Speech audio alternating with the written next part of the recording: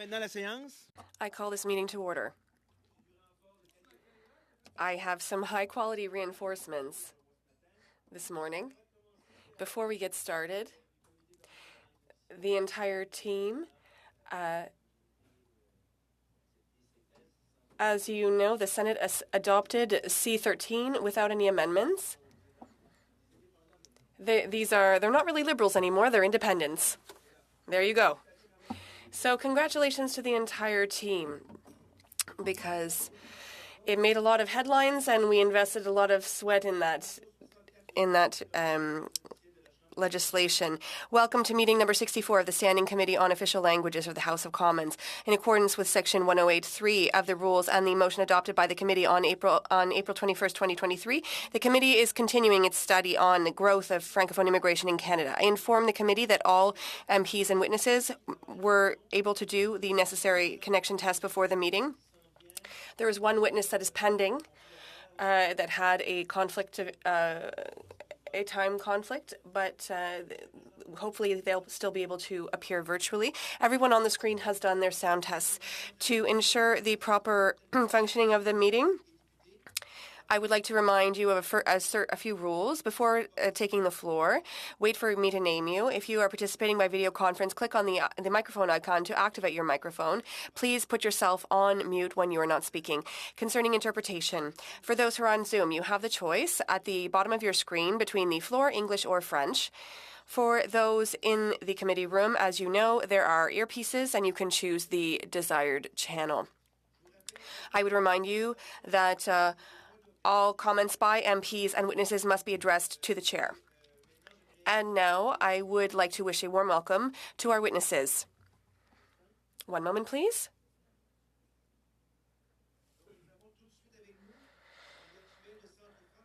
Remotely, we have the Centre francophone du Grand Toronto, Florence Ngenze-Bourreau, President Director General, and Aïssa Notou, who is a Vice President. For Quebec International, we have Marie-Josée Chouinard, Vice President of International Talent and Foreign Investment, also by video conference. And shortly, Mr. Alain Leberge, who is the Director General of the Franco-Manitoban School Board. Madame Ngenze-Bourreau, you have the floor for 5 minutes. Please, you may start. Thank you, everyone. My name is Florence Ngenze-Bourreau, and I am the President and CEO of the Centre francophone du Grand Toronto, and I want to thank you for the opportunity. And I'm joined by Madame Notou, who is an expert in Francophone immigration. As President and CEO of the Centre francophone du Grand Toronto. One moment, please. Madame Ngenze-Bourreau, we have a sound problem. We'll have you restart, please. One moment, please. Could you just please give a sound test? Good morning. I am Florence Ngenze-Bourreau. Please go ahead. Good morning, everyone. As President and CEO of the Centre francophone du Grand Toronto, I want to thank you for this opportunity to share our observations and potential solutions pertaining to the challenges and opportunities associated with the increase in Francophone immigration, as well as settlement of services across Canada. This centre is a multi-service organization that helps and supports over 50,000 French-speaking individuals each year. It has over 25 years of experience in providing settlement services to French-speaking newcomers in the Greater Toronto Area and Canada. Through our mandate to welcome and refer all Francophone, Anglophone, and Allophone newcomers arriving at Pearson Airport, this centre is the gateway and first encounter of many newcomers to Canada.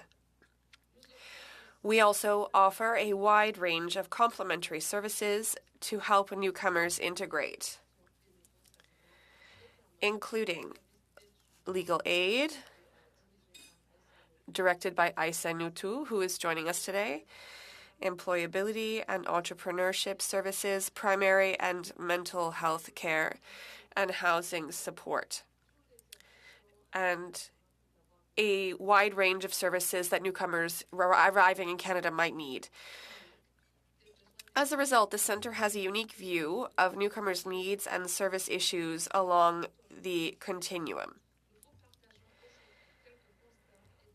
We will share with you some of our findings and suggestions for solutions to help inform how to better meet the needs of French-speaking newcomers.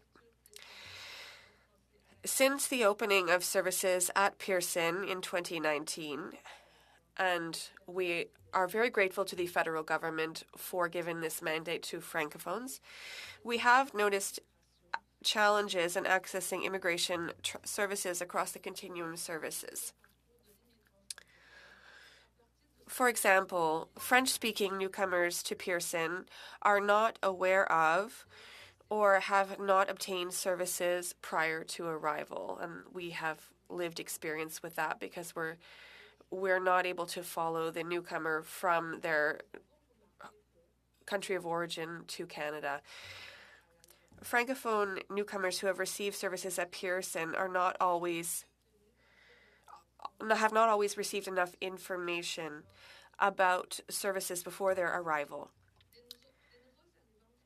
Francophone newcomers who have received services at Pearson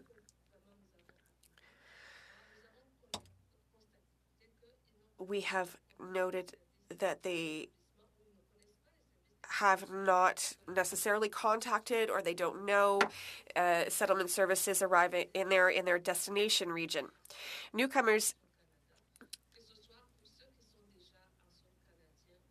seeking our services need help liaising with IRCC in Canada or in their country of origin.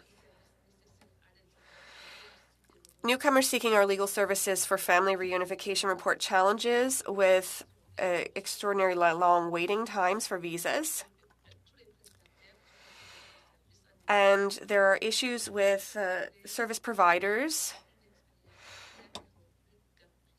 to ensure that newcomers have uninterrupted service experience of support and services. And then there's the impact of the experience and integration. So really there needs to be a pan-Canadian report approach for information sharing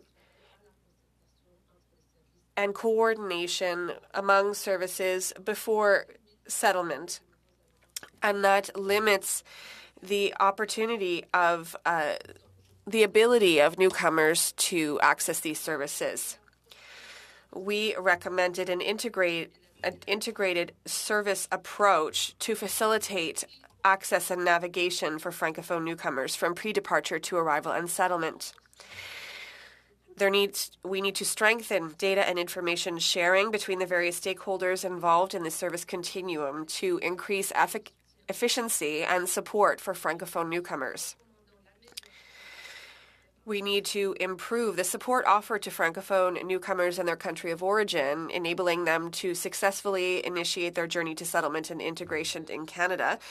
And we need to add new consular services in other Francophone countries, particularly in areas where the distances are so great that it's difficult for immigrants to access services. To conclude, thank you very much. You can add to this when you are during the question period. Our next witness has 5 minutes. Mr. Chair, Vice Chairs, members of the Official Languages Committee. First of all, thank you for the interest that you have shown in Quebec International by inviting us to appear before you. It is an honor to have the opportunity to exchange with you on this subject. As we encourage, as a regional economic development agency, Quebec International promotes business growth and supports key clusters and attracts talent and investment to the area. In the current context of labor scarcity in the province of Quebec, and especially in the Capitale Nationale and the Chaudière-Appalaches regions, the agency is more than aware of the key role immigrants play on art in Quebec. Last April, the unemployment rate was 1.7% in the Quebec City Census metropolitan area, the lowest among the 47 main Canadian regions. Labor scarcity, as we can see, remains a very current issue for entrepreneurs in the region. In 2008, 15 years ago, we could already see labor challenges starting to appear on the horizon. And that prompted our organization to set up international recruitment initiatives, missions, etc.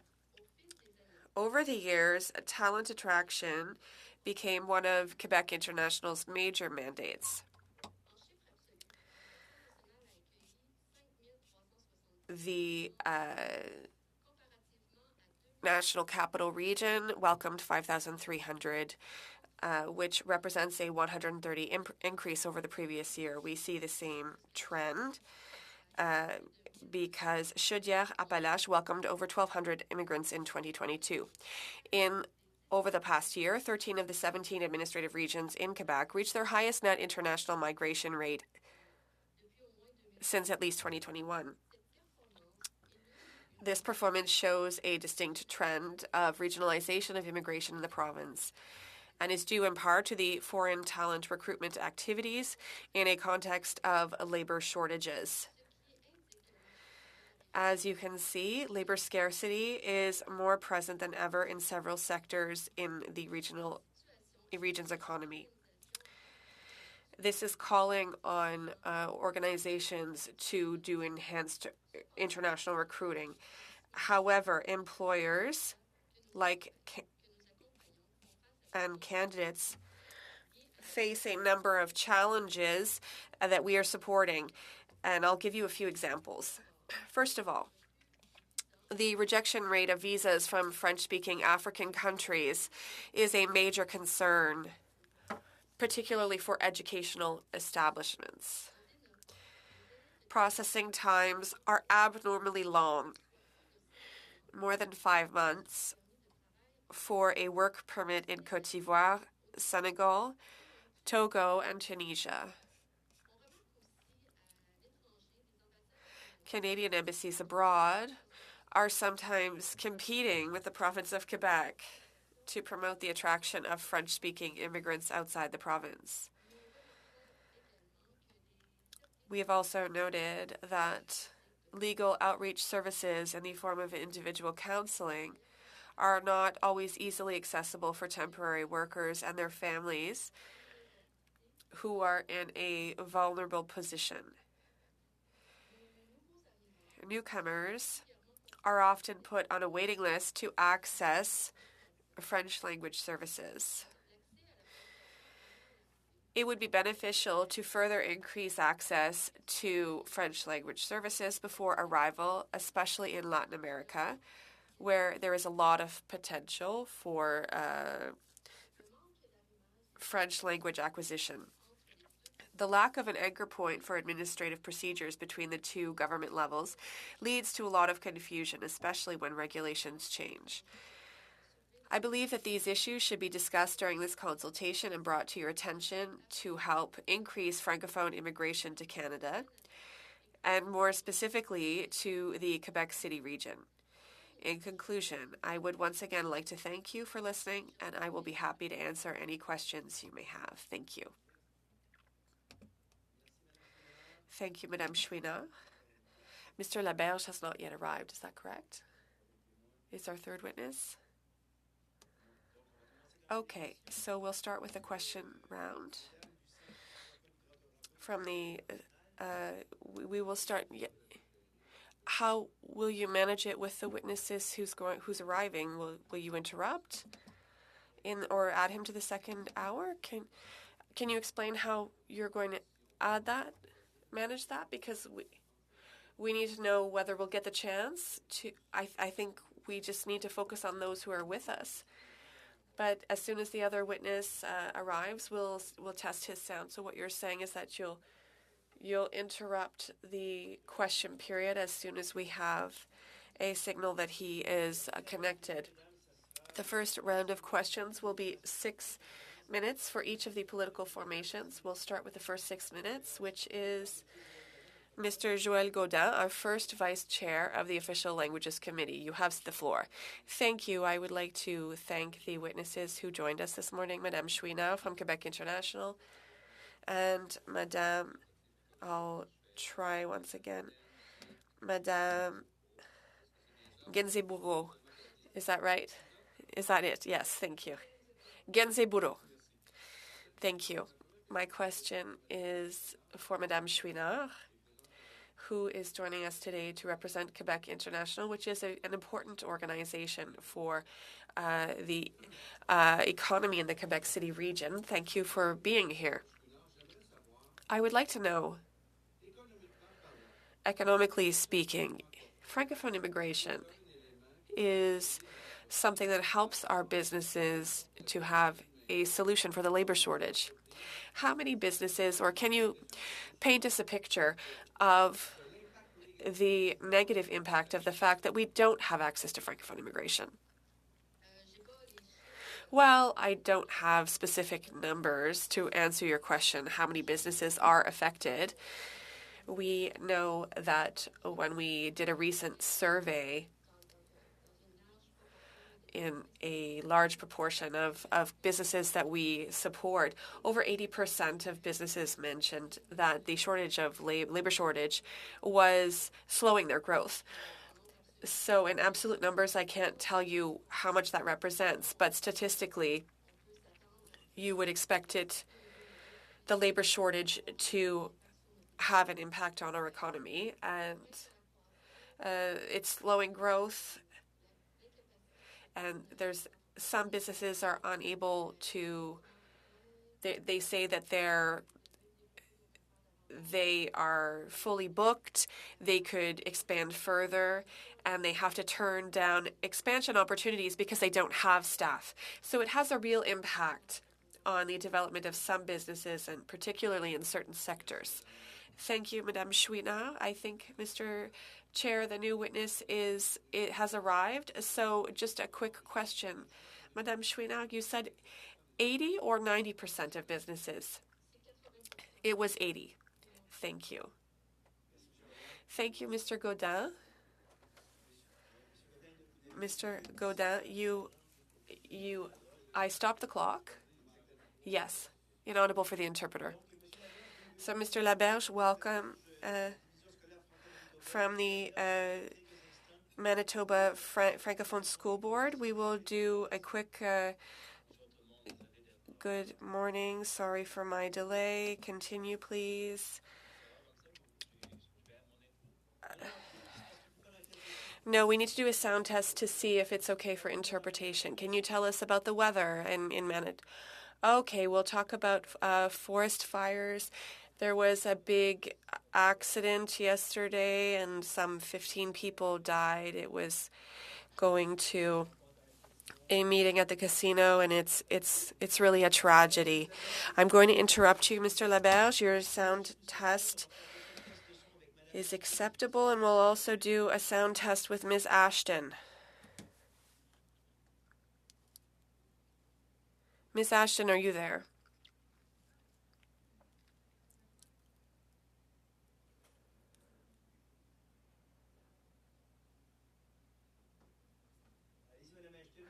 Ashton, Madame Ashton, you have the floor.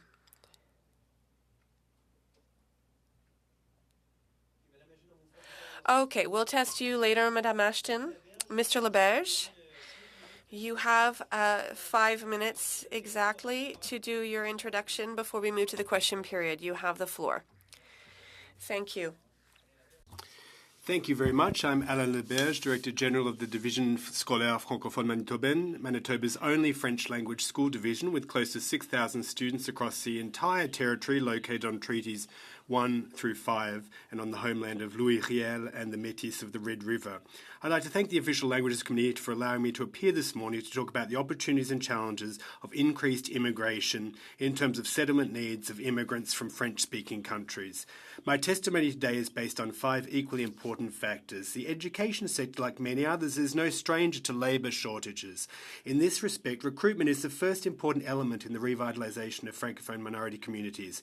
Canada can no longer be reactive. We need to be proactive when it comes to labour and immigration needs, and we believe that the government should allow for cultural exchanges internationally and a recognition of foreign credentials, permeability of recognition of secondary and university diplomas and credits, international cultural school exchanges, embassies and governments that provide and accelerate the Canadian citizenship process, scholarships for school internships, credit transferability, bursary to work in northern regions, and premiums for distance for major centres, given that the cost of living is much higher in northern regions. It's important to consider that while education is a provincial area of jurisdiction, it's necessary, if not imperative, that immigration, education and health work together to facilitate a positive transition.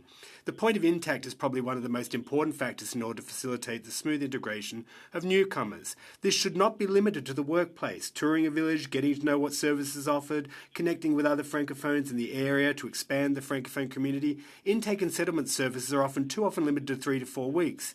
A new family needs support and direction in all areas of life, in Manitoba and elsewhere. Health insurance card, family doctor, dentist, driver's license, social insurance, library, school, government services, insurance. This process can't be done in a few weeks. It requires sometimes up to 6 months of transition. To ensure successful integration, newcomers need support. Just like welcoming a newcomer, integration takes time depending on the family, the location, the community. For children, it starts with school, which sets up structures to ensure learning outcomes are in line with provincial and Manitoban programs. For parents, it means ensuring they have access to federal and provincial services in the language of their choice, close to where they live. Apart from New Brunswick, which is technically, and I do mean technically, this is a designated bilingual province, which, without, and I'm not being ironic here, many French language newcomers are under the impression that Canada is a bilingual country and are therefore bitterly disappointed when they realise that they have little chance of living in French in Manitoba or elsewhere in Canada, apart from Quebec. We lose many workers every year simply because a majority of Canada is unilingual English speaking when it comes to the job market. If Canada is truly a bilingual country, this should be reflected from coast to coast. One of our challenges facing school divisions in minority and rural areas is that many new arrivals, after a few weeks in rural areas, request a transfer to urban areas. We need to ensure that new arrivals find comfortable in their rural environment. To do this, we need to ensure that Canada works in partnership with its embassies, ensure that our regions offer family support services, ensure federal support for provincial funding of minority community schools, ensure that these families can quickly obtain permanent resident status, ensure that these families have access to a healthcare system and that they have access to home ownership programs. It's important to ensure adequate funding for minority communities to counter assimilation. I'd also like to thank the committee once again for allowing me to shed light on this process, and I'd be delighted to respond to your questions. Thank you, Mr. Laberge. I know it's a tad early back home in Manitoba. The same is true in the case of Ms. Ashton. So we'll pick up where we left off. Mr. Delton, well, we're going to pick up where we left off. Mr. Godin, you have 3 minutes and 42 seconds. Thank you very much, Mr. Chairperson. I'll continue with Ms. Chouinard. You said earlier that 80% of businesses and companies in the Quebec region have labour shortage issues, and they've perhaps missed the economic development train, which leaves this space to other competitors to fill.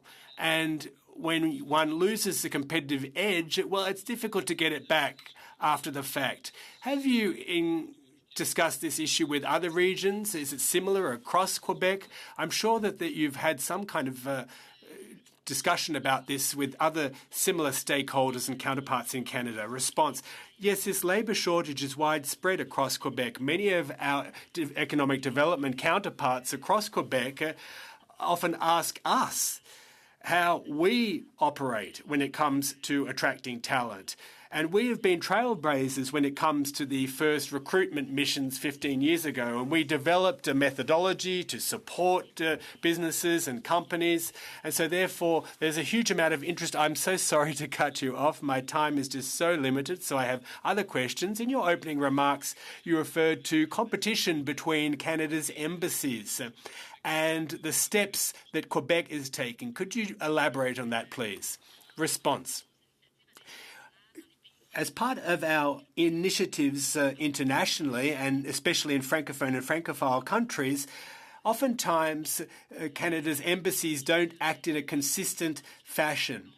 And it would be in our interest to promote Canada and Quebec, in line, of course, with their areas of jurisdiction, with a view to helping nominees and candidates understand better, because oftentimes they get confused when it comes to what is available in Canada, in Quebec. So it would behoove us to promote other kinds of initiatives. There's ferocious competition globally, and it's in our best interest to ensure that Canada, in fact, buckles down and promotes Quebec and Canada. I don't want to put words in your mouth, but are you saying that Canada's embassies are working in favour of Francophones outside Quebec and that Quebec should go it alone? Well, under the Quebec-Canada Accord, Quebec is mandated to select its own immigrants, so this is quite normal. It's a standard operating procedure,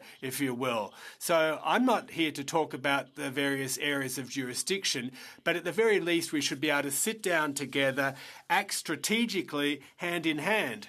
Thank you very much, Ms. Chouinard. I think that you've hit the nail on the head. We need to work as partners. I just have a couple of seconds left.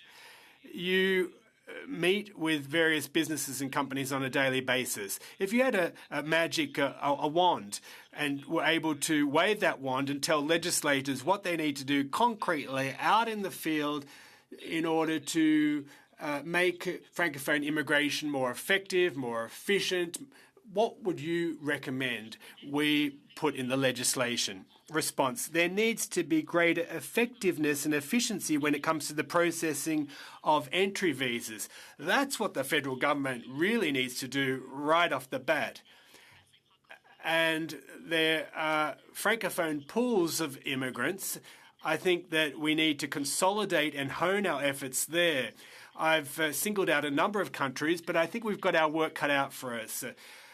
Processing rates are much higher when it comes to compared to other countries, and the processing rates are slower. So why should it be slower in Canada and Quebec than in other countries? Thank you very much. I gave you a bit of leeway. Our second questioner is Mr. Angelo Iacono. 6 minutes, sir.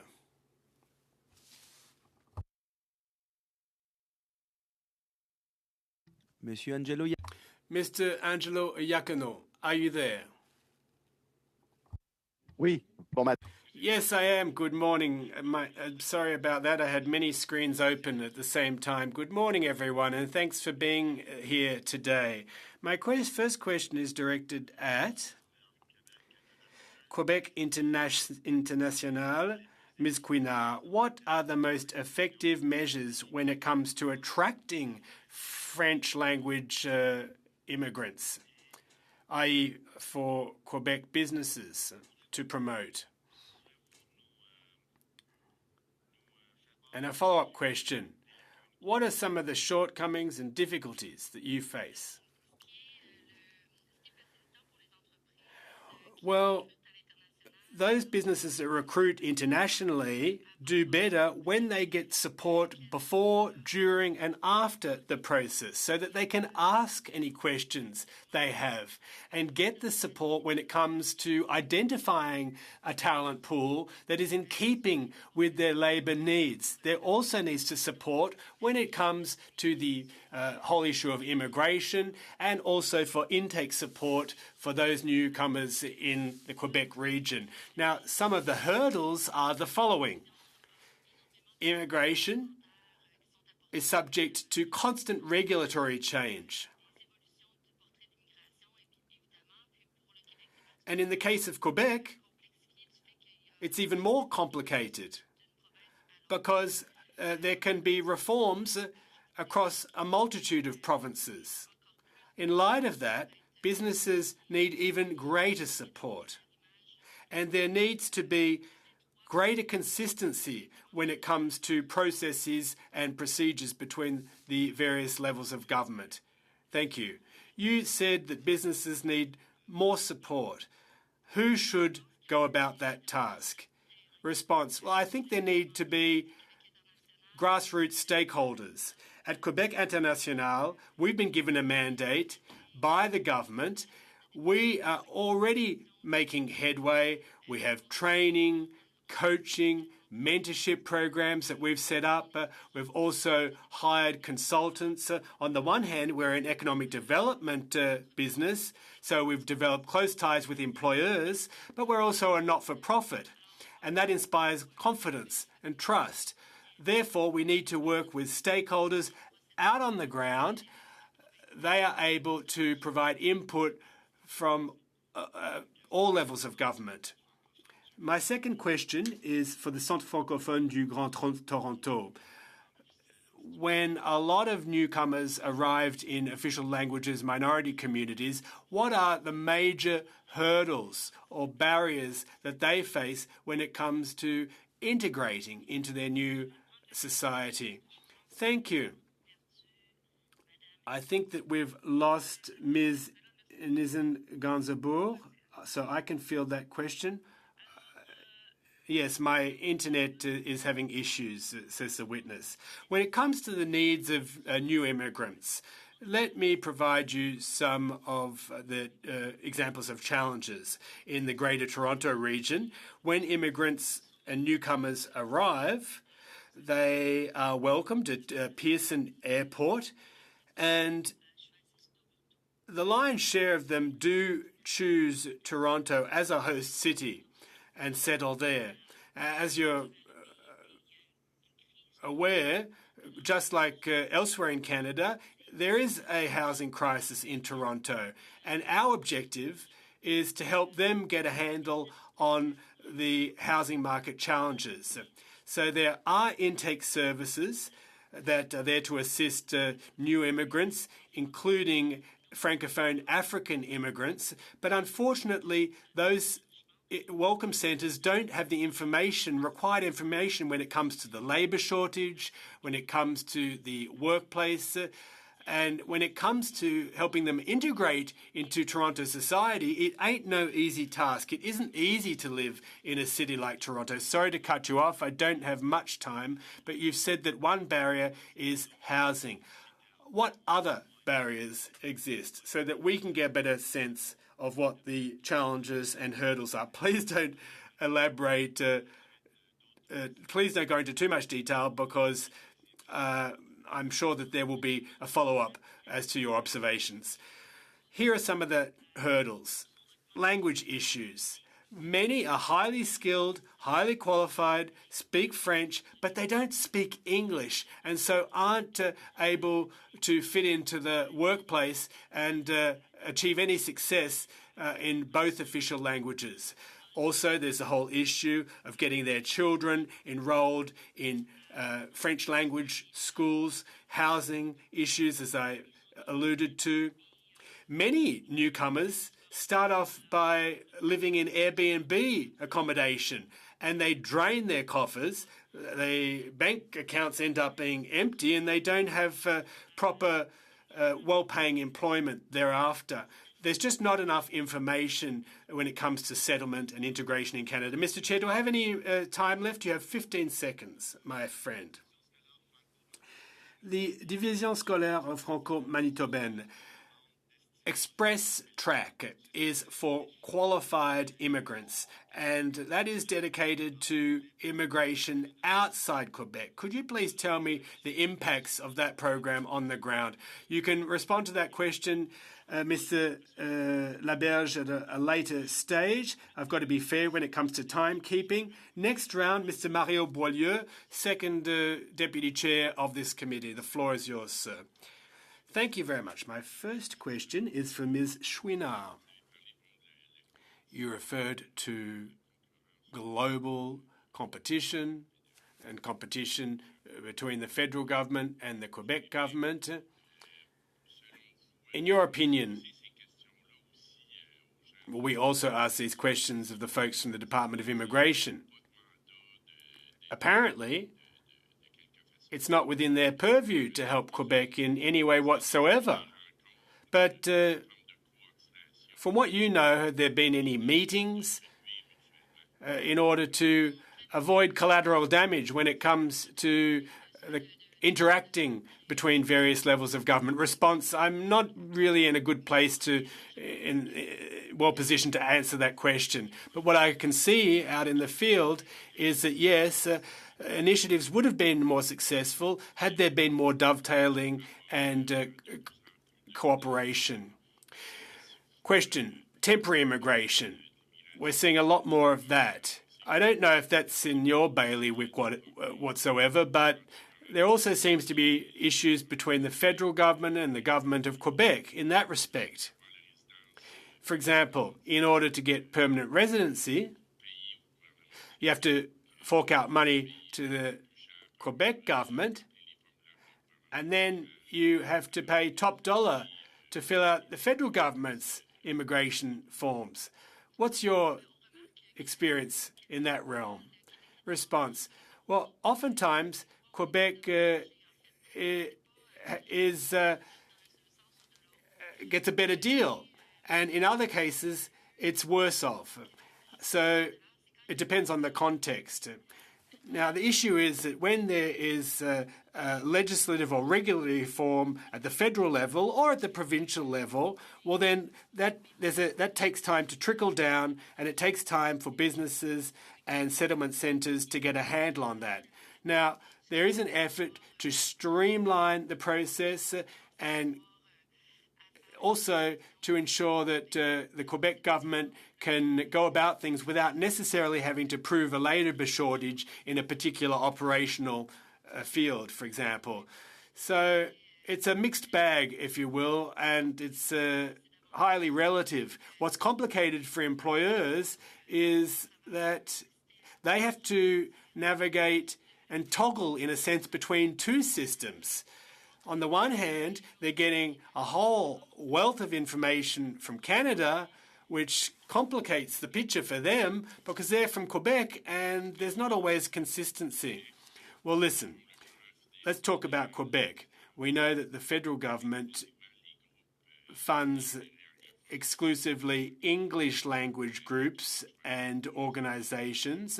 I think Voice of English is one example, and its mandate is to look after the intake and integration of English-speaking immigrants. To your knowledge, are there organisations or programs for French-language immigrants that are funded by the federal government?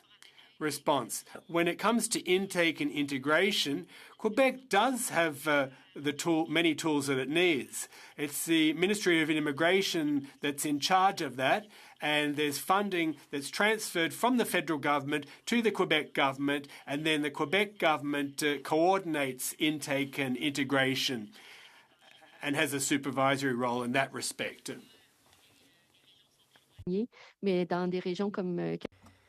But in regions like the Appalaches, I would say that it's well established. And French integration, do you think it's preferable to recruit immigrants in very francophone regions or to try to regionalize immigration? Well, French is an obligation for daily living because it's the shared language and it's the language spoken by most people. For people to acquire French language quickly, we target francophone countries, but also we've noticed that people from Latin America learn French language quickly. So we think that those represent good immigration pools.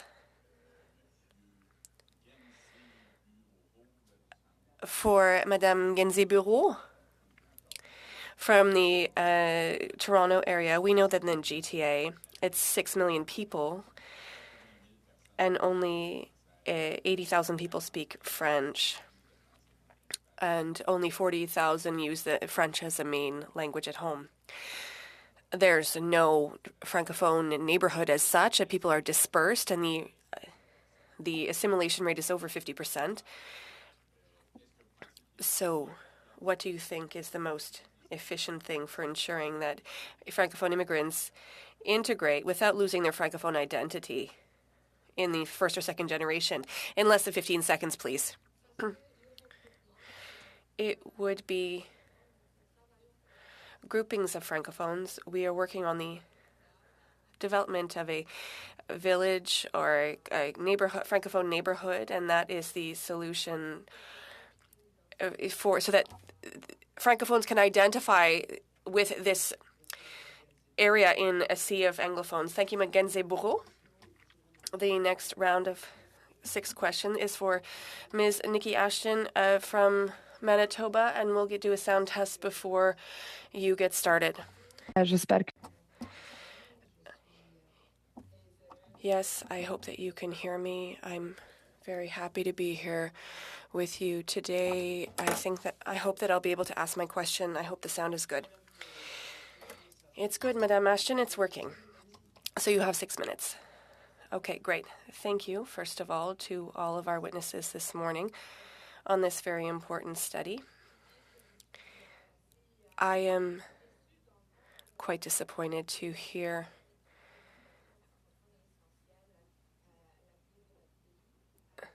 the way that we all know that immigration is the future of our country, but we haven't found a way to support you to do what's needed to ensure that settlement occurs as it should so that these families feel at home and that the system recognizes that we desperately need more people. So I first want to focus on the labor shortage in the education sector. We see this clearly in French language education outside of Quebec and in French immersion. And first of all, I would like to ask my question to Mr. Laberge. And if you could tell us about the labor shortage that exists, the huge demand among families to send their children to school in French, and how important is it for the federal government to set recruitment as a priority so that teachers can teach our next generation's French. Thank you, Ms. Ashton. I'm happy to answer the question. There is a very flagrant shortage of staff. Imagine if Quebec has over 300 unfilled positions so how can we find people in Thompson, which is 3 hours from Winnipeg? And how do we ensure that the community doesn't die? Because let's be honest, in small communities, in northern communities, the school becomes the hub for life in French, and that is why we have encouraged what we called community schools. And these community schools are partly funded from the federal government, but this amount is not enough to ensure a transition of these families. We seek them out, but once they are settled in Thompson and Saint-Lazare, we can't just abandon them. We need to continue to integrate them into the community. And that requires a lot of time and investment. I know that we don't always like to talk about money, but you need to spend to attract. Skills transfer also is not done well. We go to Africa and Latin America to seek out candidates, but once they arrive in Canada, often the process for permanent residency is very lengthy, and so people will often leave. They'll go elsewhere.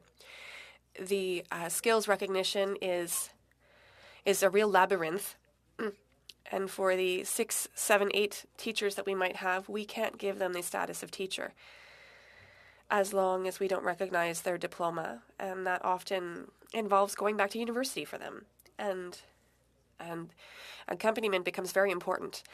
We also need to seek out people directly in those countries and not lie to them, but rather to sell them on what we can offer. For me, it's Manitoba, and if we talk about people who love the outdoors, We can sell them on fishing, hunting. We can sell them on northern Manitoba, the eastern Manitoba. But to do those things, we need to go to Africa. We need to see these people, and we need federal assistance to support them with their permanent residency and visas to ensure that these people will have a pleasant life. Because otherwise they're starting at the bottom of the ladder. Thank you. And I would also like to hear your thoughts on early childhood.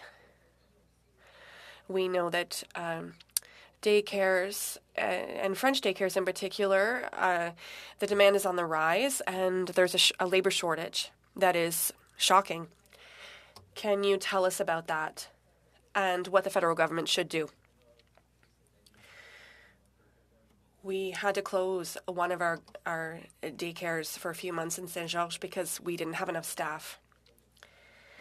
And that's part of the Francophone continuum. When children enter in our schools, especially in a minority setting, the preschool plays such an important role to prepare those children. But the parents, when there's no French daycare, send them to English daycares. The children meet Anglophone friends. They end up going to school in English. So that shortage causes a lot of suffering because the children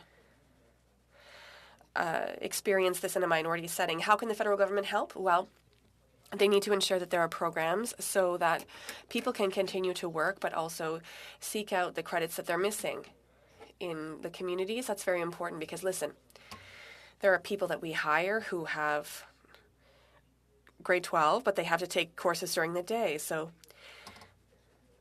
people need to earn a living and they need to work, so they can't go to school. So there needs to be a certain flexibility, and there can even be courses, long-distance courses, to prepare people to obtain these diplomas, and then we can take them directly. Thank you, Mr. Laberge. Thank you, Ms. Ashton. Time is short. We have the commissioner coming, so the next round will be 3 minutes instead of 5. And the Bloc and the NDP will have 1.5 minutes each. I think that's fair. So we'll start with Mr. Deltel. Thank you, Mr. Chair, and thank you to all of you for joining us. I'm very proud to participate at this committee this morning. Mr. Chair, 4 years ago, exactly today, Quebec adopted its Secular Act, and it has had an impact on immigration because for some, they felt that people didn't feel comfortable coming to Quebec and they went elsewhere. So my question is for Mr. Laberge from Manitoba. Mr. Laberge, in the last 4 years since the adoption of the Secular Act in Quebec, have you noticed more people from the Maghreb, from Northern Africa, or other regions of the world, arrivals of Francophones who preferred to go outside of Quebec because of this legislation? We don't have any hard data to say whether people prefer Manitoba over Quebec. I know I can't really know, but we do a lot of recruitment already in that area. But because we don't know whether Bill 21 had an impact on this, and I'm in charge of administration, but we don't have that data. I would be very surprised looking at the numbers of newcomers that we welcome. I would doubt that they are people who left Quebec to come to Manitoba. So some felt that they shouldn't go to Quebec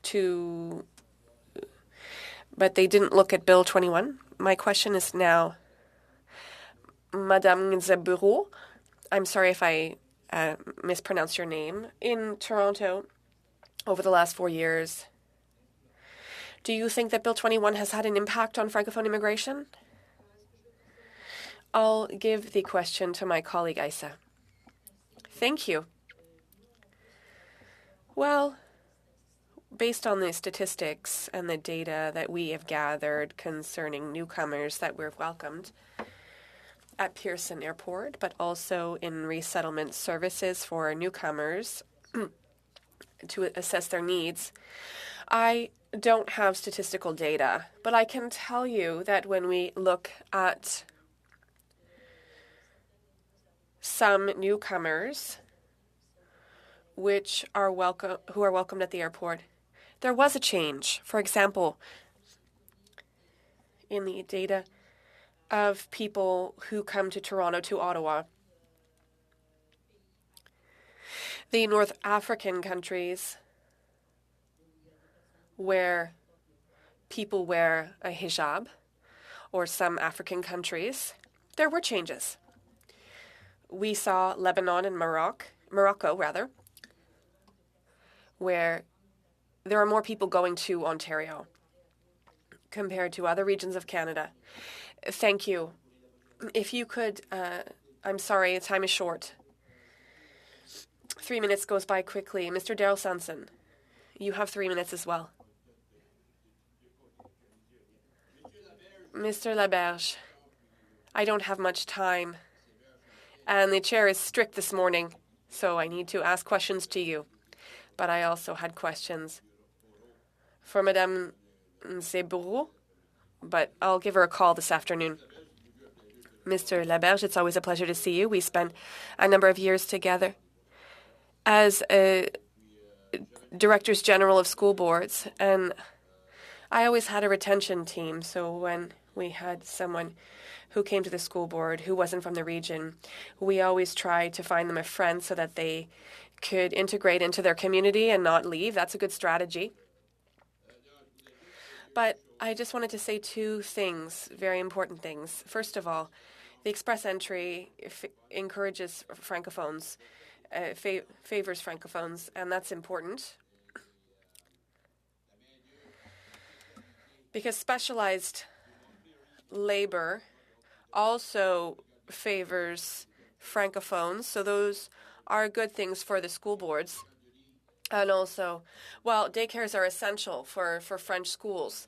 There needs to be daycare, otherwise you lose children. So I'd just like you to weigh in on those 2 points. Thank you, Daryl.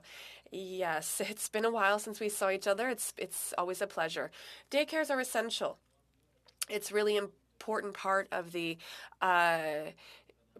continuum because we are lifelong learners. This cradle to grave in English, we talk about that. But express entry also allows us to seek out more people, a little bit like you in Nova Scotia. What we did is that in rural regions, often these are taken under their wing by families for a few months, and the two families live together and they learn to get to know the region, and then people fly on their own afterwards. But also, it takes a type of support for the families that are hosting those people. Mr. Laberge, what is the link? Because in Nova Scotia, we built it up, but what is the link between organizations that recruit immigrants, Francophone immigrants? So back home, we have the RD and the Fédération des Acadiens. What exists in your area? Well, what is the link between you and them? Because that's essential so that they can have a French school. In 20 seconds. We work with RADé and Francophone Resettlement, which guides families once they are in our school system. Thank you, Mr. Laberge. For the Bloc Québécois, I know that it's strict, but 1.5 minutes. Okay, I'll try to speak very quickly. For Mr. Laberge, in your opinion, what proportion of Francophone immigrations is directed towards small communities where there is a larger concentration of Francophones and where there are more opportunities for integration and reducing the assimilation rate? And what proportion goes to Winnipeg, where the assimilation rate is higher?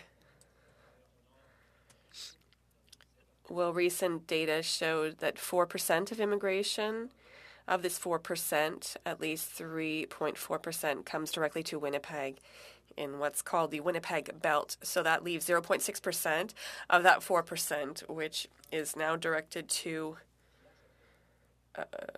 welcoming villages, mainly Francophone villages that are growing, but it's a very small number. Is the linguistic transfer into English considered? Yes, we have families that are homogenous. They arrive and both parents speak French, but there's a large wave of hetero of families where one speaks English and one speaks French. Thank you, Mr. Laberge.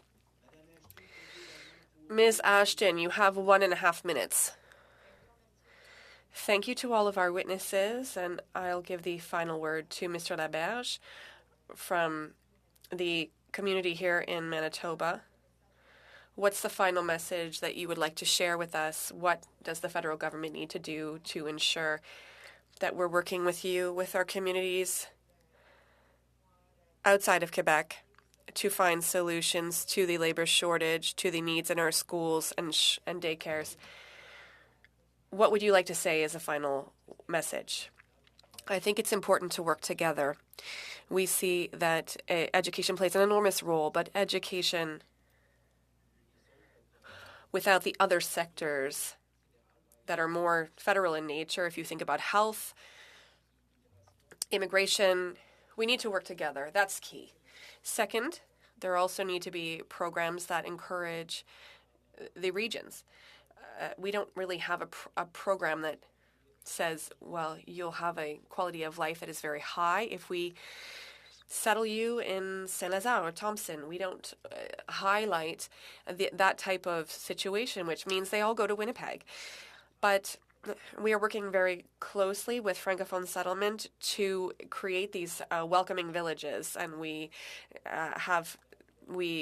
show them, take them out on the bus and show them these villages, and we work with the local mayors, with the MLAs, to ensure that they can have what are called Francophone communities. We can have places, sports, recreation. If you go to Thompson and you focus on the school just to speak French, that won't work. I'm sorry, Mr. Laberge. Thank you, Ms. Ashton. Sorry. I'm sure that Mr. Delasanson was accurate when he said that the chair was strict, but I wanted to make sure everyone had the opportunity to ask questions. We have the commissioner with us for the second hour, so Ms. Gainsbourg, Madame Chouinard, and other witnesses, if you have any other information that you think might be of interest to the committee, please don't hesitate to send us the information in writing. I also had questions to ask you, but thank you for your explanations, for your recognition and your patience. And once again, if you have any additional information that you would like to share with us, please don't hesitate to send it to us. That being said, we will suspend briefly the time to allow the commissioner to get settled in. And witnesses, you are welcome to stay online if you wish to hear from the official languages commissioner.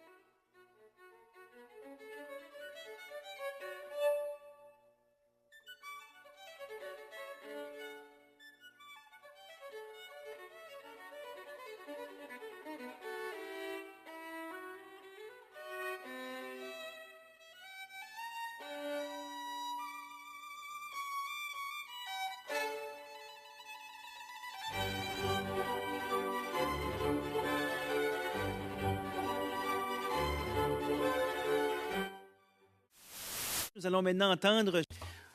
Dear friends, we are now going to hear from the Official Languages Commissioner and his officials from his office regarding the study on the rise of Francophone immigration in Canada in relation to the annual 2022-2023 annual report of the Official Languages Commissioner, referred to the committee on May 30th, 2023. We've seen these witnesses here before us. They're regulars. Delighted to see you, Mr. Thiberge, the Commissioner of Official Languages, Pierre Leduc, Assistant Commissioner, Policy and Communications Branch, Isabelle, or rather Pascal Giguère, General Counsel, Legal Affairs Branch, and Isabelle Gervais, Assistant Commissioner, Compliance Assurance Branch. Welcome, folks. Mr. Thiberge, you're a regular. You can get things going with a 5-minute presentation, and the chair is rather strict with the timekeeping. Thank you very much, Madam, Mr. Chairperson, honourable members of the committee. Good morning. I'd like to acknowledge that the lands on which we are gathered are part of the unceded traditional territory of the Algonquin Anishinaabe people and Indigenous people of the Ottawa Valley. I'm very pleased to be with you here today to present my 2022-2023 annual report and to talk about increasing Francophone immigration to Canada. We're going to start a new chapter of the official languages, and I'm delighted to be part of it. Let's start with the presentation of my 2022-2023 report. After 2 years of a pandemic, activities that were suspended due to health-related restrictions have allowed Canadians to go back to normal, relatively speaking. This has highlighted official languages issues that I've raised on many occasions in the past. Received a significant number of complaints from the traveling public. In 2023, there are no more excuses for federal institutions that provide services to the traveling public. It's long past time for them to take strong measures to ensure that they provide their services in both official languages. I have therefore recommended in my annual report that the President of the Treasury Board and the Minister of Transport develop tools and guidelines related to the language obligations of airport authorities and share them with the airport authorities by March 31st, 2024. I've also recommended that the Minister of Transport require airport authorities to submit a plan by June 30th, 2025, on how they will fulfill their language obligations to the public. Another ongoing issue is the lack of respect for the language rights of federal public servants. With the increased presence of technology and the implementation of hybrid work models, our federal public service is undergoing a major transformation.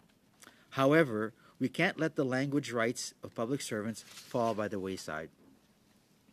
I've therefore urged the leaders of federal institutions to ensure that in regions designated as bilingual for language of work purposes, their work environments are conducive to the effective use of both official languages. In my annual report, I recommended that by the end of June 2025 to the President of the Treasury Board, the Minister of Official Languages and the Clerk of the Privy Council to work together, both to define concrete ways to highlight the role of official languages in the federal public service and to measure the actual capacity of federal public servants to work in the official language of their choice. I've also recommended that the President of the Treasury Board implement her 3-year action plan by June 2025 to increase compliance with the requirement to objectively establish the language designations of positions in the federal public service. As efforts to modernise the Official Languages Act continue, it is crucial that we once again prioritise our official languages and give them the distinct importance they deserve on an ongoing basis. Let me now turn to the second reason I'm here before you today: Francophone immigration to Canada. The federal government announced a few months ago that for the first time in 20 years, it had reached its target of 4.4% Francophone immigration to French linguistic minority communities. This is a step in the right direction, but we will need to aim for a more ambitious target. At the current rate, the demographic weight of French speakers will continue to decline outside of Quebec. Our communities could benefit greatly from increased Francophone immigration at a time when many fields, such as healthcare and education, are suffering from labor shortages. We need to ensure that as soon as they arrive in Canada, French-speaking newcomers are provided with the services they need to be able to integrate fully into our Francophone minority communities, as well as any other services they require. It's one thing to welcome them to the country, but we also need to help them thrive in Canadian society. Francophone newcomers need to see that there's a viable future in French for them in Canada. Je crois de tout cœur. I strongly believe that both our official languages enrich the regions where they're spoken and, in practical terms, offer new social, cultural and economic opportunities. This is why it is so important to ensure effective integration services so that newcomers can contribute to the vitality and development of Francophone minority communities. Thank you for your attention, and I'd be happy to answer your questions in the official language of your choice. 4 minutes 59 secondes. Thank you very much. Right on the time, Commissioner, and we have opening round of questions, 6 minutes each, and we'll start with Mr. Dalton in British Columbia, who's in a different time zone by 3 hours. Yes, thank you very much, Commissioner, and hello, everyone. You said, and I'll read it out loud. Of federal institutions to ensure that in regions designated as bilingual for language of work purposes, their work environments are conducive to the effective use of both official languages. And then afterwards you say actual capacity of federal public servants to work in the official language of their choice. So, mes questions, c'est des questions assez simples. So my questions are quite straightforward to begin. What are the federal institutions you're referring to? What are the designated bilingual regions? On a perdu M. Dalton. We lost Mr. Dalton. I'll give him his time back.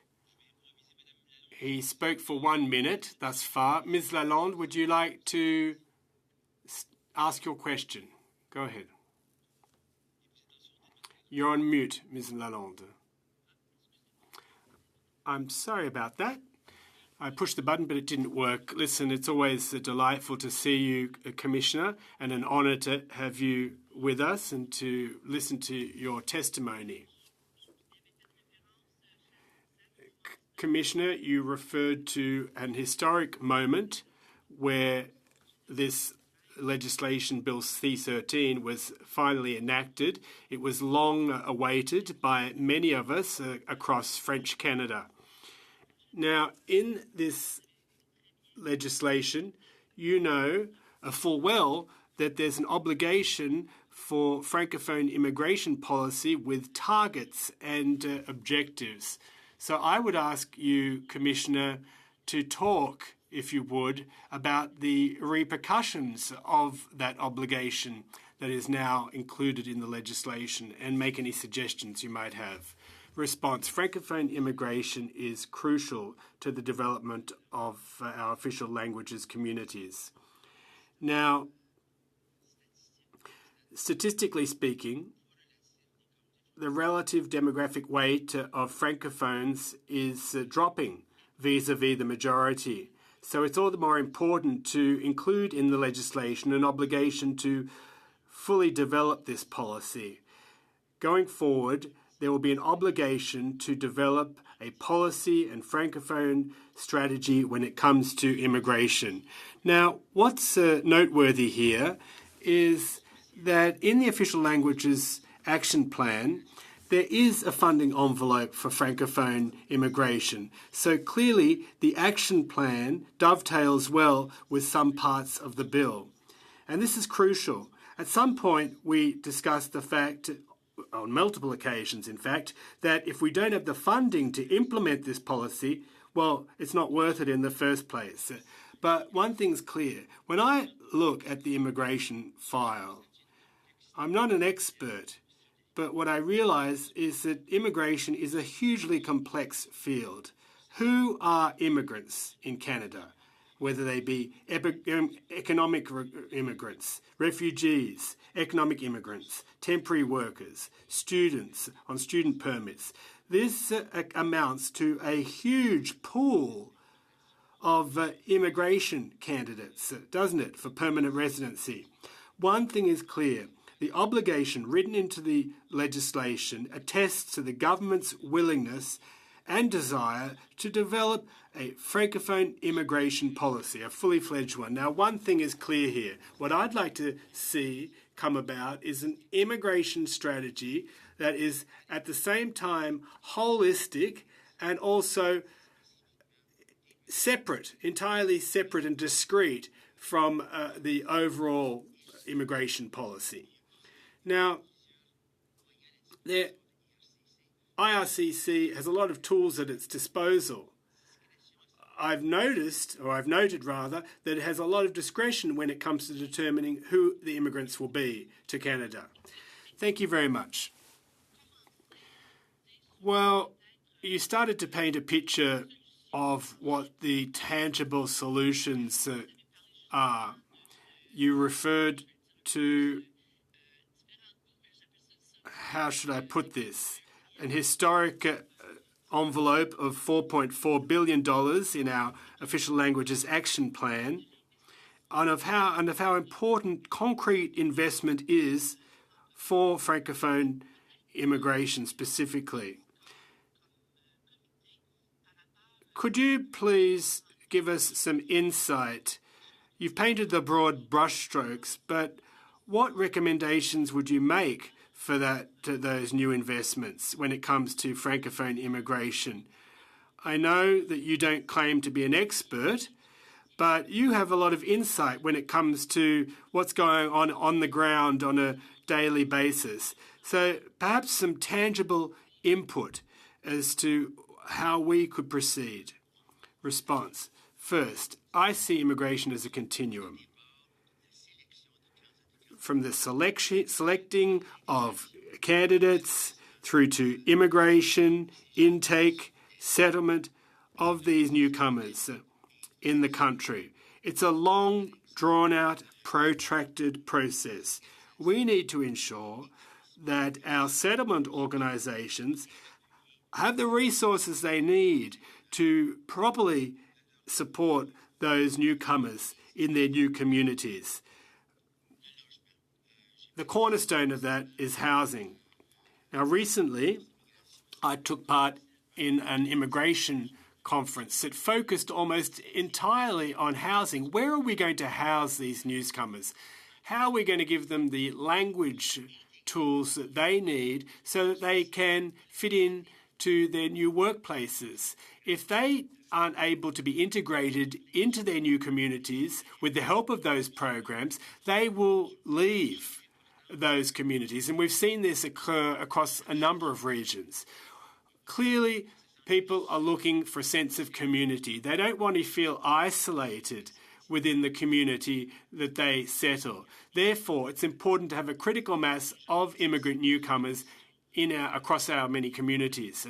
When it comes to employability, the recognition of foreign credentials. In the case of many immigrants, their diplomas, their degrees, their credentials are not recognised. Thank you very much. Next question, Mr. Beaulieu. You have 6 minutes, Mr. Beaulieu. The floor is yours. Well, listen, I'm going to pick up where you left off, and thanks for your testimony. You said it's important for folks to get a sense of community when they settle in Francophone communities.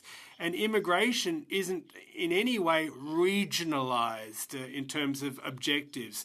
Does that make it more difficult to recruit Francophone immigrants outside Quebec? Response. Well, some provinces have developed targets. In New Brunswick, the target is 30% Francophone immigration. In Manitoba, 17% or 7%. In Ontario, 5%. Targets are necessary, says the Commissioner. Question. Don't you feel that African Francophone newcomers in the Acadian Peninsula are more likely to settle and integrate than those who might try to settle in New Brunswick, where there isn't much French spoken? Well, the answer to that is it depends on what intake and integration centres and tools are available to them. If there's a dearth of services at a community level, well, those newcomers will leave that particular community. And if I may, I've been told when I spoke to stakeholders is this: Mr. Thiberge, immigration is a personal project, in a sense, a personal endeavour. When you leave your home country, you have chosen, you've opted for a new life. You know, they don't look at countries and regions in terms of statistics. It's a highly personal issue. But if they do end up in a community where there's a dearth of French services, I'm sure that they won't be able to survive and thrive in French. In relation to your report specifically, I've heard a criticism on a number of occasions. Francophones who file complaints who aren't able to get services in French, or vice versa, Anglos who have trouble getting services in English. Do you have any data as to those complaints? What I can tell you is that it's mostly a lack of French services for Francophones. So if we look, for example, in the federal public service in Quebec, there were complaints about that.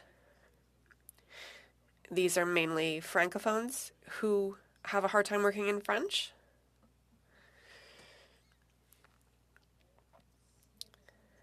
If your question is whether the complaints from public servants in Quebec are about services in French, I can say no. No. It's mostly Anglophones. Well, because I saw in a survey that many Anglophones said they're not receiving they're receiving federal services in English. It's 68% of positions in the federal public service in Quebec require English. So that must mean there are more services in English. And it happens in both languages. Sometimes there's a staff meeting, and let's say it's outside of Quebec. They'll say, hello, bonjour. And then they'll go to the agenda and the meeting is in English. But if you have a similar situation where in Quebec, where they say we have no problem with working in French except when we're in Ottawa. So it could be the same situation. Hello, bonjour. But then all of the presentation is given in one language after. And concerning Francophone immigration, you said that 4.4% is not sufficient, that it's the decline of Francophone communities in minority situations. What would an acceptable target be for you? And how do you ensure that these people resist assimilation for all Francophones outside of Quebec? A minimum would be doubling the target. Some people talk about 12%. I think we need to do a careful demographic analysis to set the target. But what is the impact of not having achieved the target for so many years? Because it has an impact over several decades. So that means that if we don't change the target, there will be a steady decline. And in the case of Quebec, we saw the action plan on official languages where it seems that 30 seconds, that everything is going to the English side where something needs to change in the future, or will continue to strengthen English. I think that the action plan was developed after consultations outside of Quebec and with the Anglophone community in Quebec, and the Official Languages Act and the action plan are there to support both official language minority communities. The action plan is there to support both official language minority communities. Thank you, Mr. Beaulieu. You'll get another round later. Mr. Dalton, I've heard you're back. You have 5 minutes, Mr. Dalton. Go ahead. Thank you very much. I'll speak quietly because the others are still sleeping. So concerning federal institutions, can you give us a few examples? Does that also include the RCMP? Can you hear me? Yes.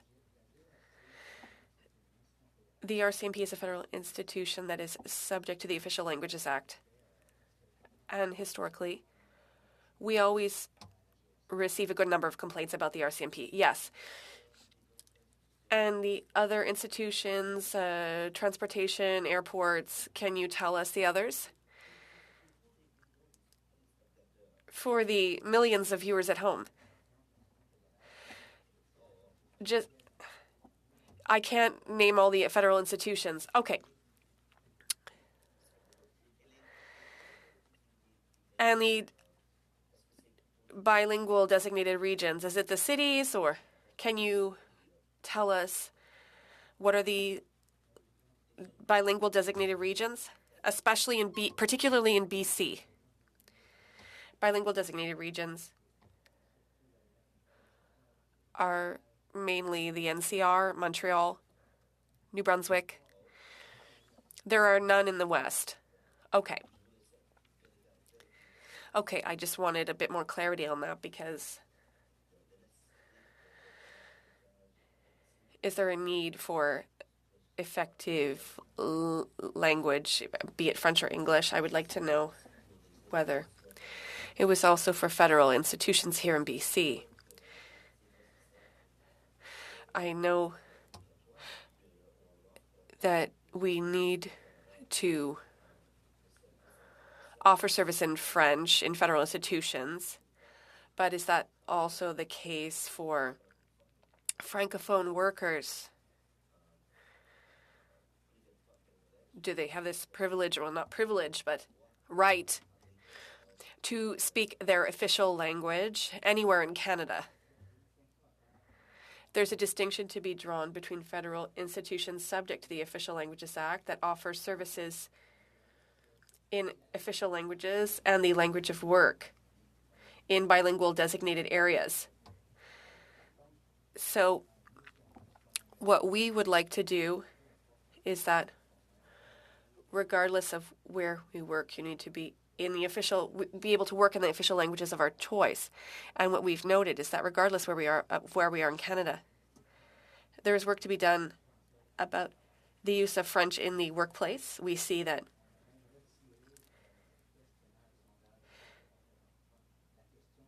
the question that measures how much they're able to work in their language of choice at work, it was withdrawn from the Federal Public Service Survey. So there's huge work to be done on that. We want to ensure that all public servants are able to work in the language of their choice. And there needs to be alignment between the service offices and bilingual designated regions. that goes back to 1997. We identified where services are offered, but since 1997, the demographics have completely changed around the country, yes. My perspective is mainly that from Western Canada, and there's a lot of desire to strengthen French here in BC. We see that with hundreds of thousands of students who have done their primary and secondary schooling in French.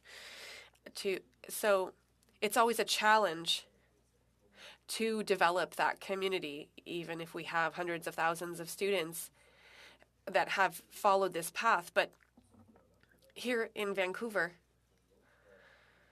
there are other languages that are widely spoken.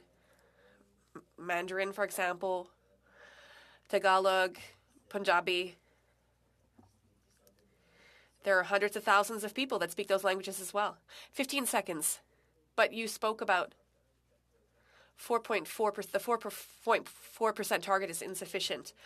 What would be a sufficient target in your opinion? What would you suggest as a percentage for immigration? 5 seconds. 4.4% is not enough. We would say at least double, probably 12%. Thank you, Mr. Commissioner. Thank you, Mr. Dalton. And sorry for disturbing your family with the 3-hour time change. Hopefully you're not waking up the family. Madame Ashton, you have the floor. Thank you to the Commissioner this morning. Mr. Commissioner, you mentioned the issue of immigration.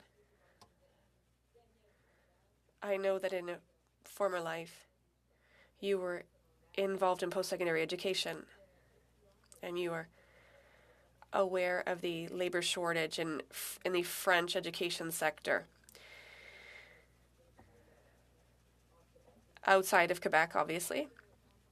We just heard from a number of stakeholders who told us clearly that there needs to be a clear plan to not only recruit teachers and others who could work in the education sector, but also ensure that they are welcome so that they stay, that they want to stay with the support they need. Can you share your view of the importance of having a strategy that focuses on education outside of Quebec and the priority that needs to be given to recruitment and settlement of people who work in the educational sector outside of Quebec as the federal government?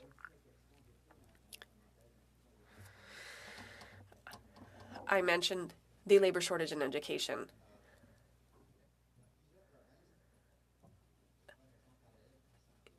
In health, we recruited a lot of nurses overseas, and we don't seem to be doing the same thing with teachers. I think there's a very important issue of training and the role of the teacher. I think that if we want to meet the needs of education, the educational needs in communities, we have no choice but to recruit internationally. But we can't expect people to just settle and go into the classroom right away. We need to work on education. We also need to work with professionals for skills recognition, which often is a challenge. Perhaps there needs to be a corridor across Canada that recognizes that seeks out people who to be part of this education corridor. There is an incredible lack of French language teachers and early childhood immersion. If we can do it in the health sector, why can't we do it for education? I think that's the question we need to ask ourselves.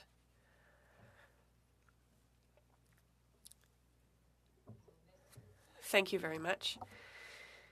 you mentioned early childhood. Can you speak a bit more about the need for a strategy or particular attention for that sector outside of Quebec?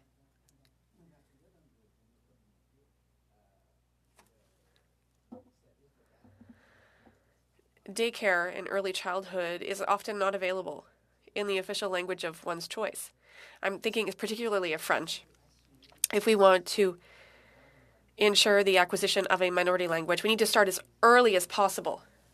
There are a lot of exogamous groups, or mixed groups, families rather, and we need to maximize the time that we spend in French. So we need to do that before public school starts. We need to do that at the preschool level. In the past, when there was a teacher shortage,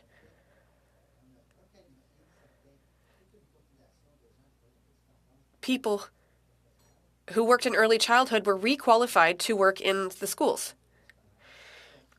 And then there was a shortage in preschool.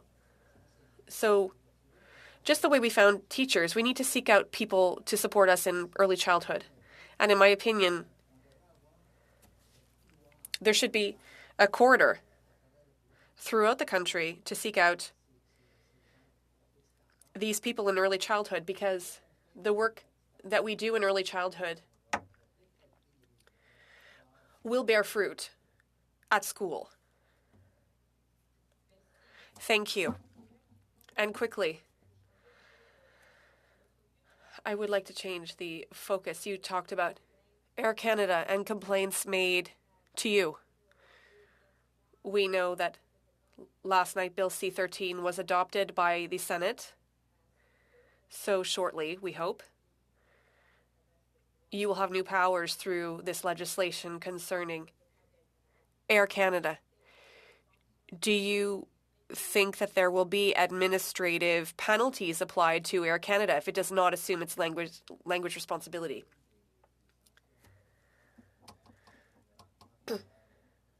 I don't expect the administrative penalties to come into effect right away, but it's set out by the legislation, so it's not a power that I can use right away. I think that there are other mechanisms that are part of the bill that are also very useful for working with organizations like Air Canada, whether it's ensuring compliance, but concerning administrative penalties and the implementation, I think there needs to be a change to the regulations. Thank you, Mr. Commissioner. Thank you, Ms. Ashton. The next rounds will be 5 minutes, and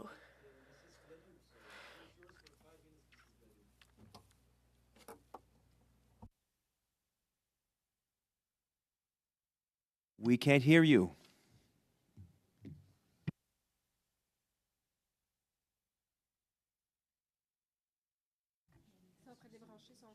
Just unplug and reconnect your headset. I'm stopping the clock, by the way, Joe. Don't panic. Can you hear me now? Super, OK. Je commence l'horloge. Allez-y. 5 minutes. Merci, Monsieur le Président. thank you, Mr. Chair, and thank you to our witnesses. I'll return to our discussion of targets. I agree with your recommendation to double the target. But what are the obstacles for achieving this target?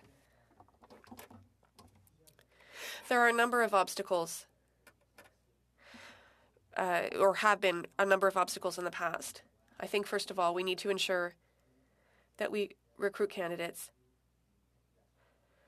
where there are significant Francophone populations. In the past, I think that we were focusing in some European regions, but it's clear that the future of French is found in Africa, and we need to recruit where there are pools of Francophone speakers. I understand that IRCC is focusing on Cameroon, but as a former director of the University of Moncton, we had many students that came from Côte d'Ivoire, Mali, Senegal.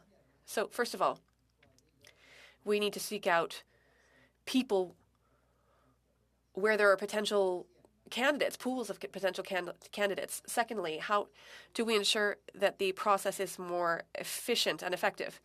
And also, we also need to focus on the role, for example, of international recruitment. What is their place? If we're focusing on Francophone international students versus Anglophone international students, what is their role in the immigration process? And then there's the entire sector of temporary workers. And that's another potential pool, possibly. So we need to ensure that when we recruit people, regardless of the avenue, that we're not forgetting the language component. Because I think you need to remember that we look at the 4.4%, we're talking about permanent residents. There's a number of other sources of immigration to Canada. As I said at the beginning, it's very complex. And there's a lot of possibility. So then there's the matter of integration. There need to be settlement services. They need to be adequately funded. Can future immigrants, are they aware of the distance of Francophone communities outside of Quebec? I think there needs to be better awareness. And we need to go where potential candidates are found. Thank you. And the last question is to Madame Veen. Thank you very much, colleague. Good morning to all of you. Mr. Commissioner, 2 short questions for you. You mentioned earlier that 230 organizations, roughly, are subject to the Act, if I understood correctly. Which of those organizations receives the most complaints? Inaudible. So that brings me to my second question. When I noted recently, when we were in the aircraft and we were welcomed, they said that they are happy to offer Francophone service today, bilingual service. How do you perceive that announcement? A lot of anticipation. And about whether or not there will be follow-up. They make the announcement, as you say, and then do they deliver on the service in both official languages? Will there be active offer when you're served in the aircraft? What would you like? Qu'est-ce que vous voulez? Are the emergency exit spiels given in both official languages, for example? They make an announcement, and then what does that look like individually with passengers inside the plane? Well, that's serious. 20 seconds. What I think is unfortunate is that the announcement is just being made now that they're able to serve us in both official languages. That's the point. Is that today they're able to. Tomorrow, well, we don't know. But today they can offer service in both official languages. How do you see that? Well, that's a good question, Mr. Commissioner, Madame Veen, but unfortunately the time has lapsed. Perhaps we'll get back to that later. Mr.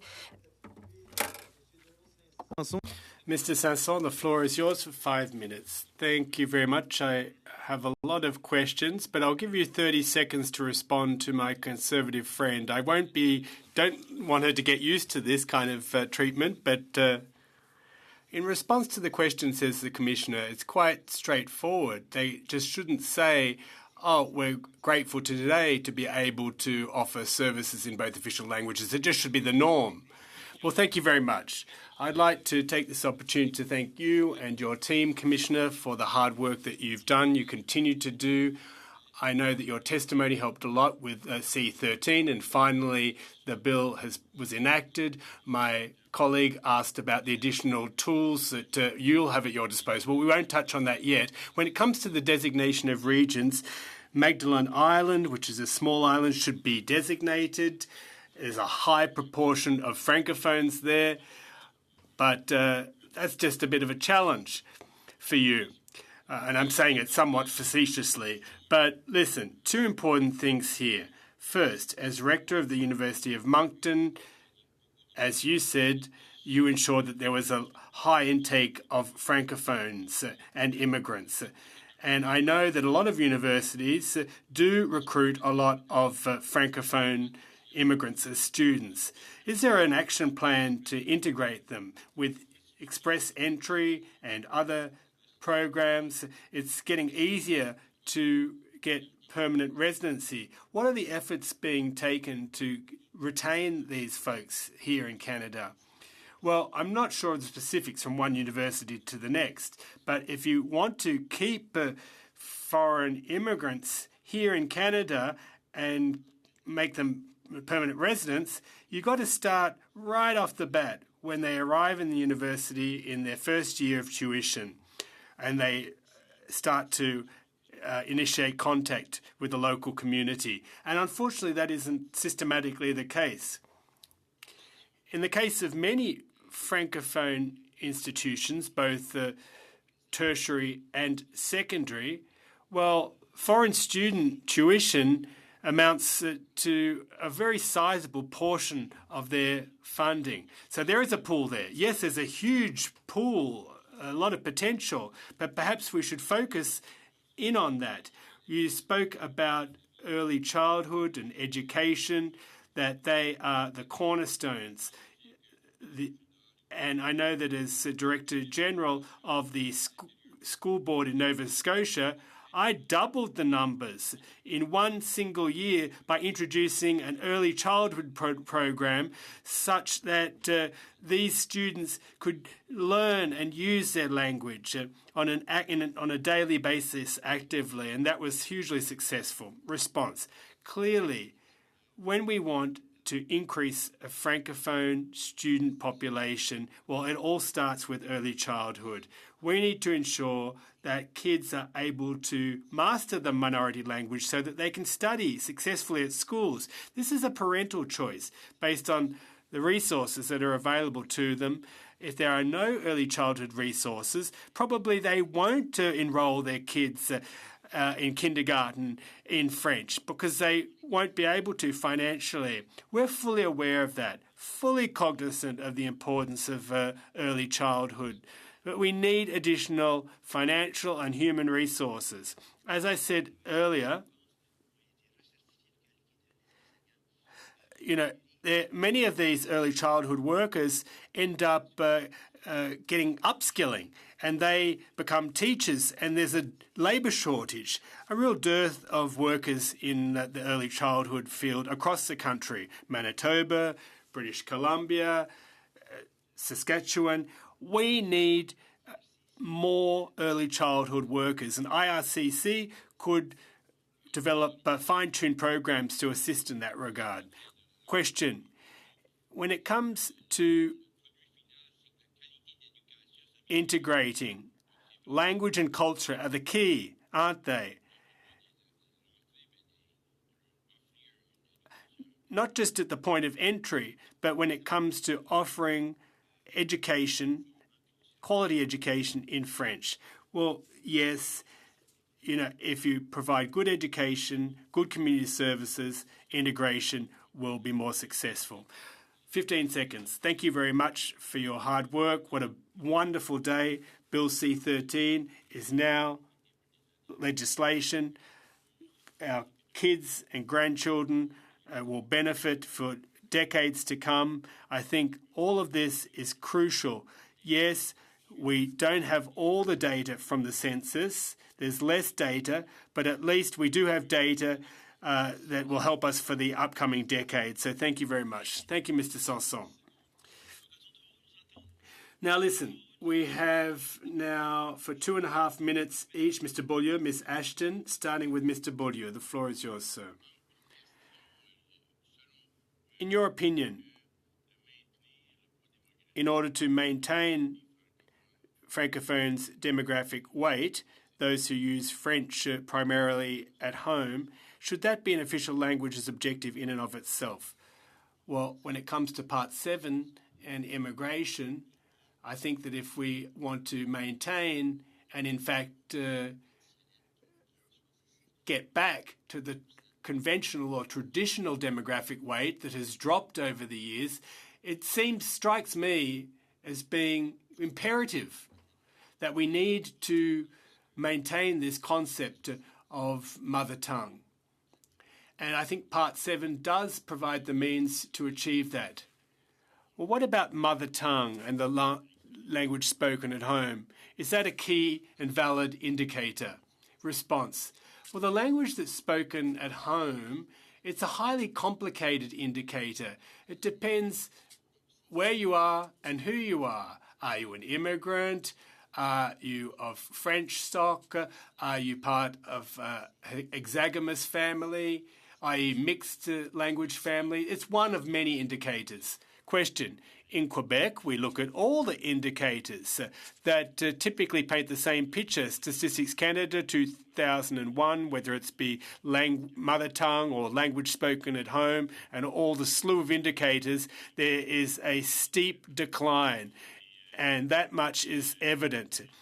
It's overwhelmingly obvious. Now, if you look at the first official language that's spoken, that includes 33% of newcomers and immigrants in Quebec.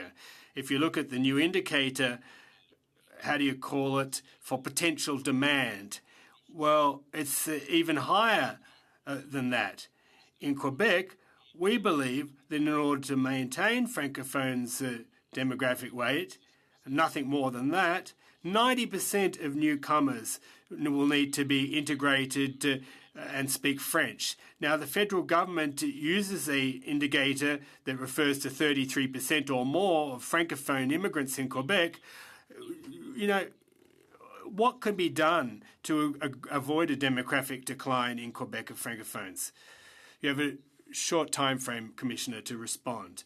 Listen, there's an agreement between Quebec and Canada, and that agreement needs to be either reviewed. How should I put it? The agreement needs to meet Quebec's needs. Thank you, Commissioner. That's it for the moment. Ms. Ashton, the floor is yours for 2.5 minutes.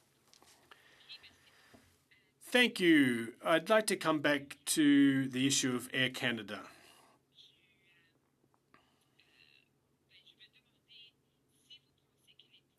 Do you believe that the imposition of administrative monetary penalties on some entities and bodies under C13 will ensure that such entities like Air Canada provide more comprehensive services in the French language?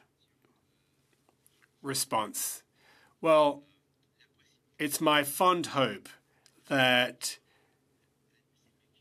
levying AMPs will serve as an incentive when it comes to compliance with the legislation.